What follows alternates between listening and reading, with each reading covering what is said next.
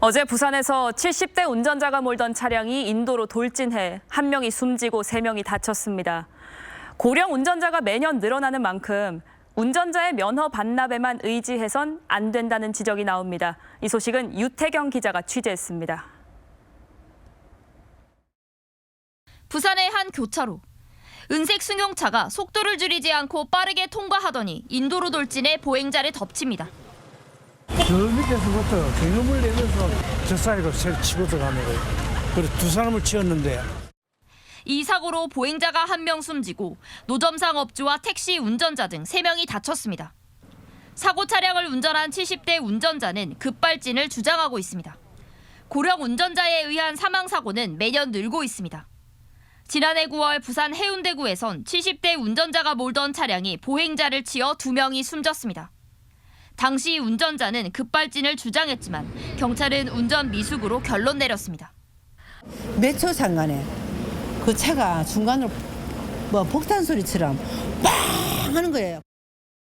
지난해 7월 서울시청 앞 차량 돌진 사고 역시 운전자는 60대 후반이었고 사고 원인은 운전 미숙이었습니다. 전국 교통사고 사망자 수는 지난해 2,521명으로 5년 전보다 18% 이상 급감했지만 고령 운전자에 의한 교통사고 사망자 수는 같은 기간 5.7% 늘었습니다. 초고령 사회에 진입하면서 지난 5년간 우리나라의 고령 운전자 수는 370만 명에서 520만 명으로 40% 이상 증가했습니다. 그러나 고령 운전자의 사고 예방 방안 중 하나인 운전면허 반납은 지난 2020년 2.1%에서 지난해 2.2%로 거의 변동이 없었습니다. 면허 반납 시 지자체별로 10에서 30만 원의 교통비를 지급해도 고령 운전자 수를 억제하는 데 큰 효과를 보지 못하고 있는 겁니다. 이 때문에 인지검사를 포함한 의무적 안전교육이나 면허 갱신제도 도입이 시급하다는 지적도 나옵니다.